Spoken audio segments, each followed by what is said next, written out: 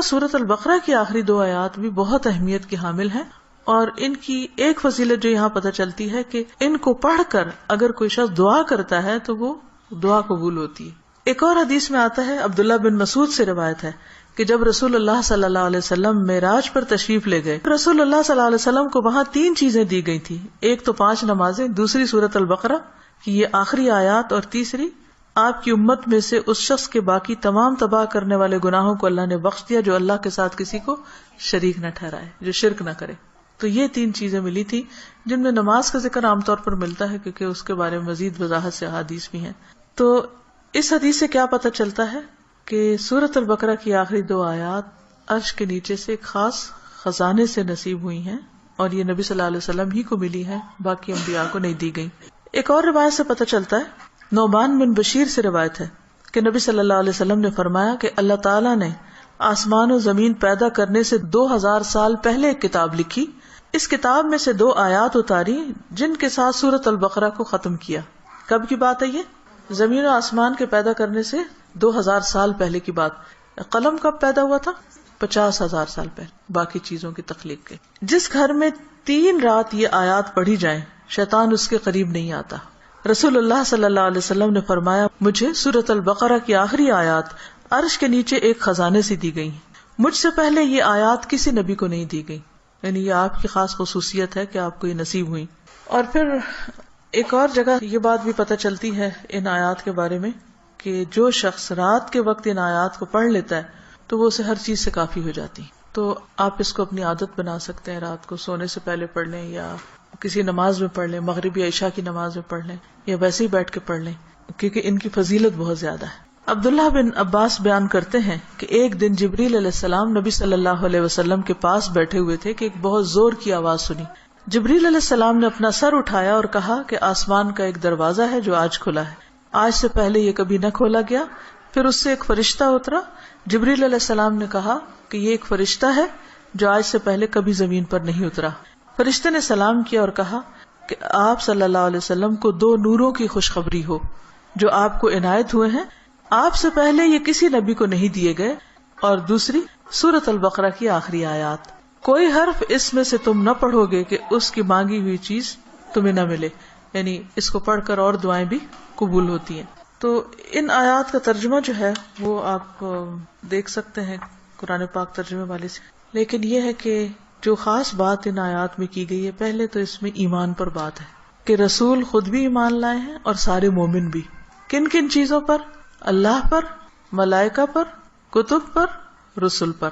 دوسری اہم بات، لا نفرق بین احد من رسلہ، کہ ہم رسولوں کے درمیان فرق نہیں کرتے۔ فضیلت جو اللہ نے ان کو دی وہ اللہ ہی نے دی، لیکن ہمارا کیا فرض بنتا ہے کہ سب پر ایمان لائیں۔ اور پھر صحابہ کرام نے کیا کہا؟ وقالوا سمعنا واطعنا، کہ ہم نے سنا اور ہم نے اطاعت کی، ہم ایمان لے آئے، اور جو کچھ ہمیں کہا جائے گا ہم اس کو مانتے ہیں۔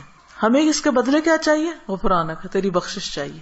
یعنی بندہ اللہ کی بات مانتا ہے اور اللہ تعالیٰ اس کے ساتھ بخشش کا وعدہ کرتا ہے، ربنا وإلیک المصیر۔ اور یہ بخشش کیوں ضروری ہے کہ اللہ تعالیٰ ہم کو معاف کر دے؟ کیونکہ ہم نے اللہ کی طرف پلٹنا ہے، لوٹنا اسی کی طرف، رجوع اسی کی طرف۔ پھر فرمایا کہ لا یکلف اللہ نفسا الا وسعها، ہر بندے سے حساب اتنا ہی ہے جتنی وہ استطاعت رکھتا ہے، اسی کا مکلف ہے، اس سے زیادہ اس سے نہیں پوچھا جائے گا، چاہے جسمانی صحت ہو، چاہے مال ہو، چاہے اولاد یا عقل یا کچھ بھی، تو ہر شخص کا حساب اتنا ہی ہے۔ لہا ما کسبت وعلیہا ما اکتسبت، اسی کو ملے گا جو اس نے نیکیاں کی اور اسی کے ذمہ ہے وبال جو اس نے غلط کام کیے، فائدہ بھی اسی کا اچھے کام کرنے کا اور نقصان بھی اسی کا غلط کام کرنے کا۔ تو پھر ہم دعا کیا کرتے ہیں؟ ربنا لا تؤاخذنا ان نسینا او اخطانا، اللہ اگر ہم بھول جائیں یا ہم سے خطا ہو جائے تو تو ہمیں پکڑنا نہیں، مؤاخذہ نہیں کرنا۔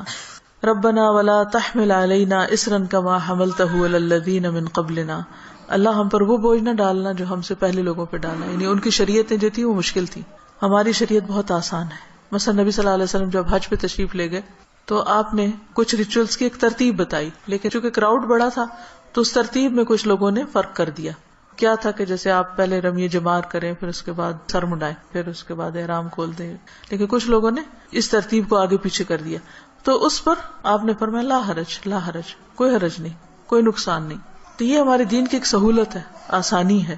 تو یہاں دعا یہ مانگی جا رہی ہے کہ یا اللہ جس طرح پچھلے لوگوں کے اوپر پابندیاں لگ گئی تھی یا ان کو کچھ مشکلات ہوئی تھی تو ہمیں اس سے محفوظ رکھنا. ربنا ولا تحملنا ما لا طاقت لنا بہ، اللہ ہمارے اوپر ایسا بوجھ نہ ڈالنا جس کی ہمیں طاقت نہیں.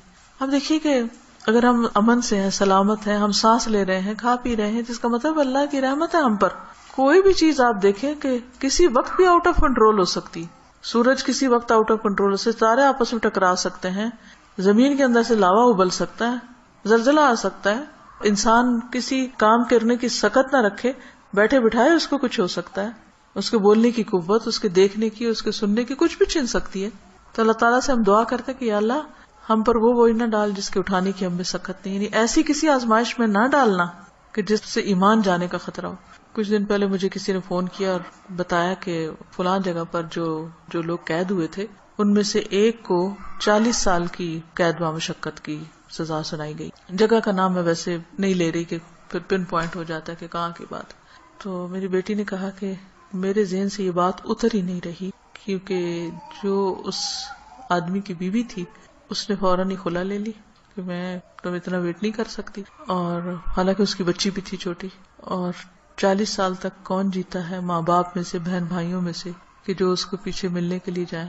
اور سزا بھی کوٹڑی کی سزا ہے، کیونکہ تکلیف دہ قسم کی سزا ہے. تو وہ کہتے ہیں اس شخص کی بیوی نے خود آ کے بتایا کہ میں یعنی کہ کس طرح یہ سب کچھ ہوا اور کیسے وہ پکڑا گیا اور کیسے سزا ہوئی، کس طرح میں نے خلا لے لی اور اب میں خود ارن کر رہی ہوں، اپنا زندگی چلا رہی ہوں. کہتی کہ مجھے جو چیز بہت زیادہ ڈسٹرب کر رہی ہے وہ یہ کہ دنیا میں بھی بعض اوقات لوگوں پر ایسی بڑی بڑی تکلیفیں آ جاتی ہیں کہ جس میں سارے ہی ساتھ چھوڑ جاتے ہیں. تو قبر میں کیا ہوگا اور جہنم میں کیا ہوگا، کوئی حال نہیں پوچھنے آئے گا. اس لیے بہت ضروری ہے کہ ہم ایک تو دنیا میں بھی ایسی آزمائشوں سے پناہ مانگیں، کیونکہ آپ دیکھیں کہ آپ کو 40 سال ایک کمرے کے اندر رہنا پڑے یا ایک 4 دیواری کے اندر رہنا پڑے تو انسان کی حالت کیا ہو جائے. ہم اچھے بھلے کھاتے پیتے چلتے پھرتے، ہم کہتے ہیں جی اب ہمارے فزیکل چینجز آ رہے ہیں، اب ہم جوان ہو رہے ہیں، اب ہم بوڑھے ہو رہے ہیں، اب ایسا ہو رہا ہے، ابھی ویسا ہو رہا ہے. تو ایک شخص جس کی جوانی بڑھاپا سب کچھ ایک جیل کے اندر گزرے، اس کی کیفیت کیا ہو سکتی ہے جس کی کہ مجھے 40 سال یہاں رہنا ہے، 40 سال یہاں. اس کے لیے تو زندگی ایک طرح سے ختم ہے.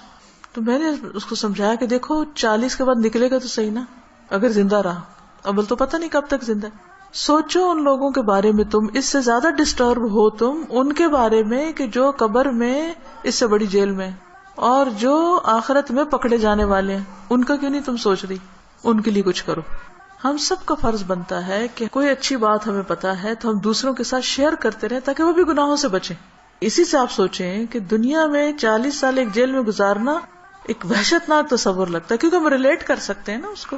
لیکن قبر میں کوئی چلا جاتا مٹی کے نیچے، بھول گئے سب کون گیا کیا ہوا. وہاں تو کسی کی چیخ بھی باہر نہیں سنائی دینی، اور لوگ کیسے کیسے غلط کام کر رہے ہیں، خود ہم پتہ نہیں کہاں کہاں غلطیاں کر رہے ہیں. اللہ تعالیٰ ہم سب کو معاف کر دے. تو بات یہ ہے کہ اللہ سے یہ دعا مانگتے رہنا چاہیے کہ یا اللہ ایسی ہمارے اوپر آزمائش نہ لانا، ایسی مشقت نہ آئے کہ جس کو ہم اٹھا نہ سکے، چاہے وہ کوئی بیماری ہو، کوئی مرض ایسا ہو. آپ دیکھیں کہ بعض بیماریوں میں پین ہوتی ہے، بعض میں تکلیف ہوتی ہے، ناقابل برداشت حد تک تکلیف ہوتی. اس وقت انسان کے لیے صبر کرنا اور اپنے آپ کو کنٹرول میں رکھنا کہ منہ سے کوئی غلط بات نہ نکلے، اور اگر منہ سے تو چھوڑے دماغ میں بھی برا خیال نہ، کیونکہ حدیث میں آتا نا کہ تم اس وقت تک نہ مرو جب تک تمہارا حسن ظن اللہ کے بارے میں نہ ہو. اس کا مطلب نہیں کہ موت اپنے ہاتھ میں لے لو، اس کا مطلب یہ ہے کہ مرتے وقت تم اللہ سے اچھا ہی گمان رکھو تو تمہیں موت آئے. لیکن آپ کو پتہ ہے جب تکلیف کی شدت ہوتی ہے نا تو گمان اچھا رکھنا سب سے مشکل کام ہے، بہت مشکل. اس وقت مایوسی کی طرف سوچ ہو جاتی ہے فوراً. تو ربنا ولا تحملنا ما لا طاقت لنا بہ، اللہ ہم پہ وہ بوجھ نہ ڈال جس کے اٹھانے کی ہمیں طاقت ہی نہیں، ہم بہت کمزور انسان ہیں. ربنا ولا تحملنا ما لا طاقت لنا بہ واعف عنا واغفر لنا وارحمنا. یہ جو 3 لفظ ہیں جب انسان پڑھتا ہے تو سوچتا ہے یہ ایسا کیوں ہے، معاف کر دے، بخش دے، رحم کر. کیونکہ یہ بہت شدید ضرورت ہے ہماری کہ اللہ ہم کو معاف کر دے. ہم بہت غلطیاں کرتے ہیں، یعنی اس میں تاکید اور تکرار ہے. واعف عنا واغفر لنا وارحمنا. اگر شعوری طور پہ ہم ہر روز پڑھیں کم از کم 1 دفعہ تو کتنا فائدہ ہو سکتا ہے. انت مولانا فانصرنا علی القوم الکافرین. تو ہمارا مولا ہے تو دنیا میں بھی تو ہمیں کافر لوگوں پر مدد دے. تو اللہ تعالی ہمیں اس دعا کو پڑھنے اور سمجھنے اور عمل کرنے کی توفیق دے. السلام علیکم ورحمۃ اللہ وبرکاتہ. سبحانک اللہم و بحمدک اشہد ان لا الہ الا انت استغفرک و اتوب الیک.